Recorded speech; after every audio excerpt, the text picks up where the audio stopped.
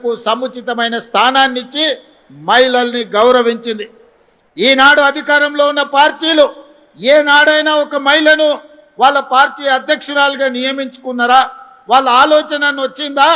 ఈనాడు కేంద్రంలో ఉన్న అధికారంలో ఉన్న పార్టీ దాదాపుగా 40-45 సంవత్సరాల 50 ఏళ్ళు గానికి వస్తుంది. ఆ పార్టీ పెట్టి 45-50 సంవత్సరాలల్లా ఒక్కనాడైన వాళ్ళ పార్టీ అధ్యక్షురాలుగా ఒక ఆడబిడ్డను ఒక మహిళను పెట్టాలని ఆలోచన చేసినరా?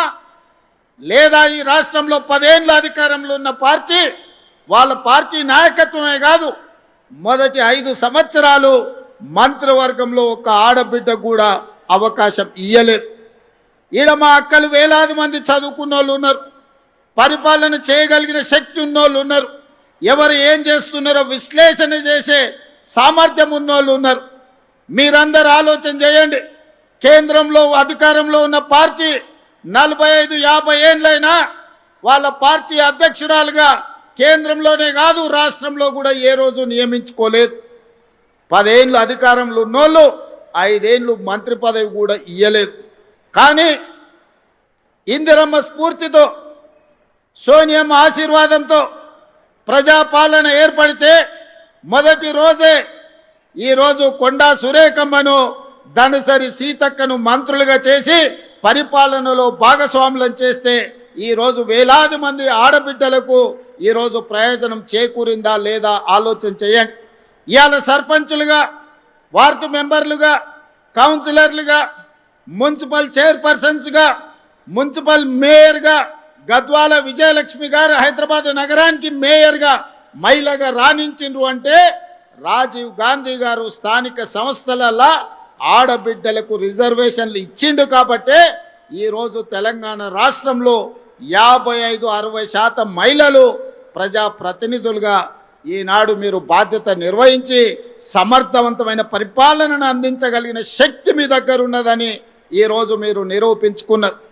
ఇదే కాదు, చట్టసభలలో ఎమ్మెల్యేలుగా, ఎంపీలుగా, కేంద్ర మంత్రులుగా మీరు రాణించాలని 2013లోనే శ్రీమతి సోనియా గాంధీ గారు చట్టసభలలో మహిళలకు రిజర్వేషన్లు ఉండాలి, 33% ఇవ్వాలి అని 2013లోనే రాజ్యసభలో బిల్లును ఆమోదింపజేసిన నాయకురాలు శ్రీమతి సోనియా గాంధీ గారు రాబోయే రోజుల్లో వచ్చే ఎన్నికల్లో 33% మహిళలు శాసనసభలో, పార్లమెంటులో, రాష్ట్రంలో, కేంద్రంలో ఎమ్మెల్యేలుగా, ఎంపీలుగా, రాష్ట్ర మంత్రులుగా, కేంద్ర మంత్రులుగా రాణించబోతున్నారు. దీనికి ప్రధానమైన కారణం శ్రీమతి సోనియా గాంధీ గారని ఈనాడు మా ఆడబిడ్డలకు నేను గుర్తు చేస్తున్నా. అందుకే ఎప్పుడైతే ఇందిరమ్మ రాజ్యం వస్తుందో అప్పుడే మా ఆడబిడ్డలకు గుర్తింపు, గౌరవం ఉంటుంది. పొదుపు సంఘాలు ఆనాడే మొదలైన పివి నరసింహారావు గారు ఉన్నప్పుడు ఆ పొదుపు సంఘాలే మహాలక్ష్మి గ్రూపులుగా, స్వయం సహాయక సంఘాలుగా ఎదుగుతూ ఈనాడు తెలంగాణ రాష్ట్రంలో 67 లక్షల మంది ఆడబిడ్డలు సంఘాలుగా సెర్ప్ పేరు మీదనో, మెప్మా పేరు మీదనో పట్టణాలలో ఈరోజు ఈ మహిళలు పనిచేస్తున్నారు. అందుకే గత ప్రభుత్వంలో 4,000 కోట్ల రూపాయలు మీ సున్నా వడ్డీని ఎగగొట్టిపోయినరు. కానీ ఆడబిడ్డలతో పెట్టుకున్న వాళ్ళు అధికారంలో ఎవరైనా ఉంటారా? అందుకే రొట్టెలు చేసేటప్పుడు సలాకి ఎర్రగా కాల్చి ఎట్లయితే వాత పెట్టినరో, వాత పెడితే ఇవాళ మా అక్కలు పెట్టిన వాతలకు అధికారం దిగిపోయి కొంతమంది ఫామ్ హౌస్లో పండుకొని ఏడుస్తున్నారు. అలాంటి అక్కలు మీ ఆశీర్వాదంతో, మీ అండగా ఏర్పడ్డ ఈ ప్రభుత్వం 48 గంటల్లోనే డిసెంబర్ 9, 2023 నాడు మహాలక్ష్మి పథకం ద్వారా ఆర్టీసీ బస్సుల్లో ఆడబిడ్డలకు ఉచిత ప్రయాణాన్ని ఇవ్వాలి అని అసెంబ్లీ సాక్షిగా మొట్టమొదటి బస్సును ప్రారంభించి ఆ బస్సులో మా తోడబుట్టిన ఆడబిడ్డలను అందరినీ బస్సు ప్రయాణంలో తీసుకెళ్ళి జాతికి అంకితం చేసినాం. ఆనాటి నుంచి ఈనాటి వరకు 10,500 కోట్ల రూపాయలు మా ఆడబిడ్డల కోసం ఆర్టీసీ కార్పొరేషన్కి ఈరోజు రాష్ట్ర ప్రభుత్వం చెల్లించింది. ఇక్కడున్న మా అక్కల్ని ఆలోచన చేయమంటున్నా. 2023 డిసెంబర్ 9 తర్వాత ఎక్కడైనా ఏ బస్సులో అయినా, ఏ ఆర్టీసీ కండక్టర్ అయినా ఒక్క రూపాయి కానీ, ఒక్క పైసా కానీ మిమ్మల్ని టికెట్కు పైసలు అడిగిండా? మీరు ఆలోచన చెయ్యండి. అడుగుతున్నారు అక్క ఎవరైనా? అమ్మగారింటికి పోయినప్పుడు అడిగినరా? అమ్మవారి దర్శనానికి పోతే అడిగినరా? హైదరాబాదు నగరానికి వస్తే అడిగినరా?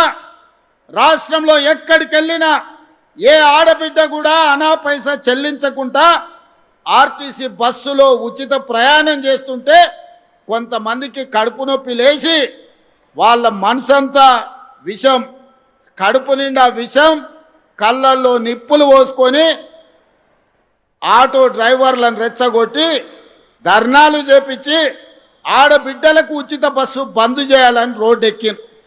నేను ఆ ఇళ్ళ పిలిపించిన మా అక్కలకు, అక్క ఎవ్వడు రోడ్డు ఎక్కితే వాళ్ళ ఇంట్లోండే ఆడబిడ్డ బువ్వ బంధు పెట్టుర్రి, సలాకి కాల్చి వాతలు పెట్టుర్రని ఒక్క దెబ్బకే అర్థమైంది.